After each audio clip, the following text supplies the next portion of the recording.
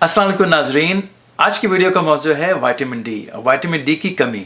Vitamin D हमारे जिस्म में क्या काम करता है, हमें कितनी मिक़दार में लेना चाहिए, कौन सी ग़िज़ाएँ ऐसी हैं जिसके अंदर विटामिन डी बहुत पाया जाता है, विटामिन डी की अगर कमी है उसके सिम्टम्स क्या हैं, उसकी निशानियाँ क्या हैं, उसकी वजूहात क्या हैं और उसको हम ट्रीट कैसे करें।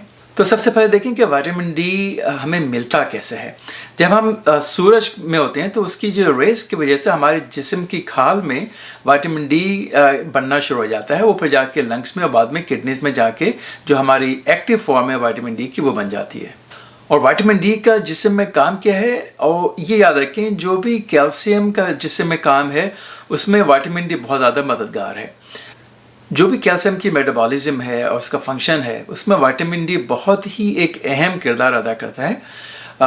जब ग़िज़ा में हम कैल्शियम लेते हैं तो जब वो एब्जॉर्ब होती है आंतों से तो उसमें विटामिन डी की बहुत ज़रूरत होती है। इसी तरह जब कैल्शियम हमारे जो हड्डियों में और दांतों में जब डिपॉजिट होती है तो उसमें भी विटामिन डी का बहुत अहम रोल होता है। और इसी तरह जब किडनीज में कैल्शियम और फास्फोरस जो है दोबारा से एब्जॉर्ब होकर खून में आ जाती है उसमें भी विटामिन डी बहुत अहम है। तो उम्मीद है कि आपने हमारी वीडियो देखी होगी जो कैल्शियम की कमी के बारे में हमें बनाई थी।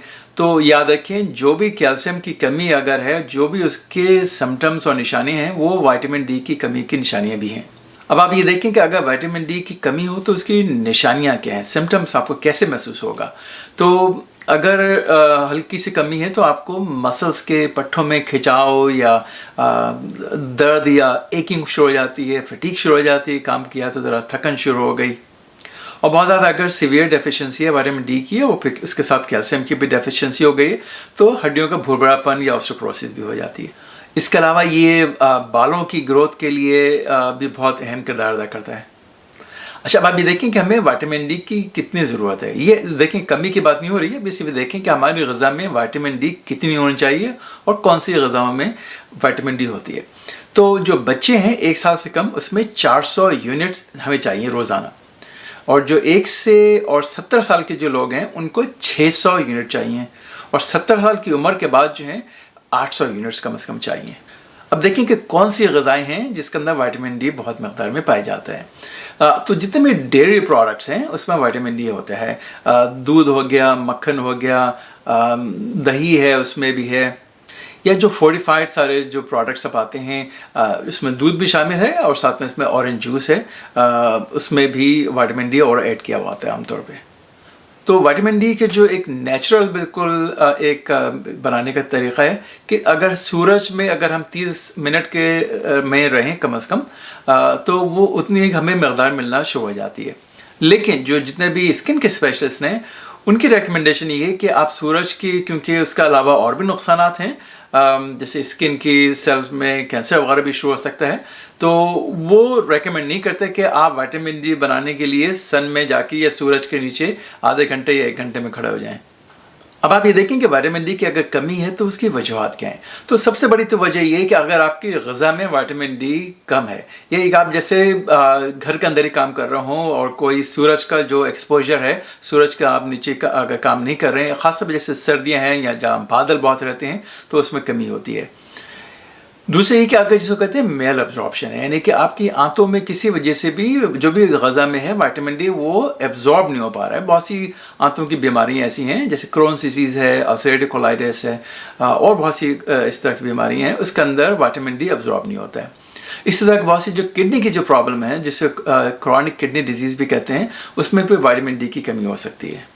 अच्छा, अब आप ये देखें कि विटामिन डी अगर कम है तो उसका नंबर 1 हम इसको डायग्नोस कैसे करें और फिर इसको ट्रीट कैसे करें।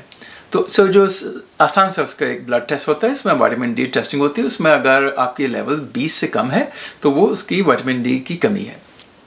अच्छा, अब देखें उसको ट्रीट कैसे करें। विटामिन डी के ट्रीटमेंट का बड़ा एक आसान सा तरीका है कि जो विटामिन डी के जो सप्लीमेंट्स हैं हाई डोज में वो लेना चाहिए।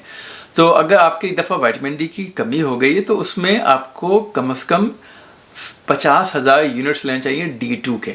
2 किस्म के विटामिन डी होते हैं, D2 और D3।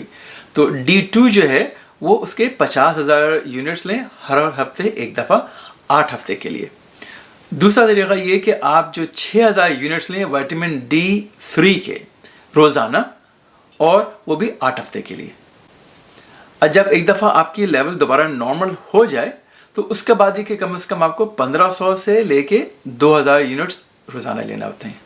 تو ہماری جو پریکٹس ہے وہ کرونک پین کی، اس میں ہمارے زیادہ تر مریض ایسے ہوتے ہیں جس کو ہمیشہ درد ہوتا ہے کسی قسم کا، چاہے وہ مائیگرینس کا ہو، مختلف قسم کے سر کے درد ہیں، اسپائن کا پین ہے، بیک پین ہو رہا ہے، گردن میں درد ہو رہا ہے، جوڑوں میں درد ہو رہا ہے، نرو پین ہو رہے ہیں، ڈفرینٹ قسم کے نیوروپیتھیز وغیرہ ہیں. تو اس میں جس میں ہمیں بہت دفعہ ہم نے اپنے پیشنٹس کا جب وائٹامن ڈی ٹیسٹ کیا تو وہ کم نکلا.